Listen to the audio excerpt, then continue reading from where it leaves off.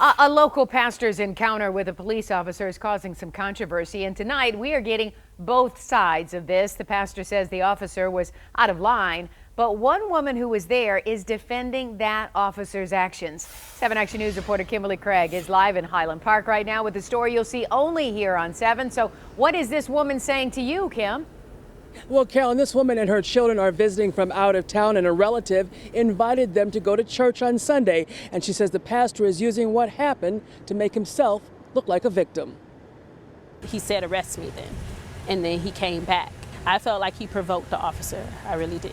This woman we'll call Karen, who does not want to be identified, coming to the defense of a Highland Park police officer accused of assaulting Pastor David Bullock.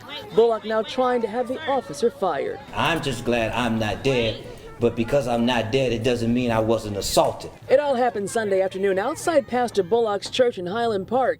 Karen's daughter and a man were allegedly assaulted on the street by a woman with mental health issues. Police responded, and when an officer was trying to get Karen's information, she says Pastor Bullock interrupted them a couple of times, including asking the officer why he needed Karen's address. I understood that the officer needed it for his report. I didn't think he was doing anything racist or outside the normal. You know, he's an officer, he's going to ask that question. Karen says several times the officer warned the pastor to stop interfering. I advised him numerous times that if he didn't step back and let me do my job, he would be arrested. I said, I'm not doing anything wrong. There's no need to arrest me. Now, if you just want to arrest me, I guess you can. Karen says the officer's tone may not have been pleasant, but she was disappointed to see the pastor walk back to them. He just got done preaching about how, you know, our mouths would get us in trouble. And it looked like his mouth got him in a whole lot of trouble that day.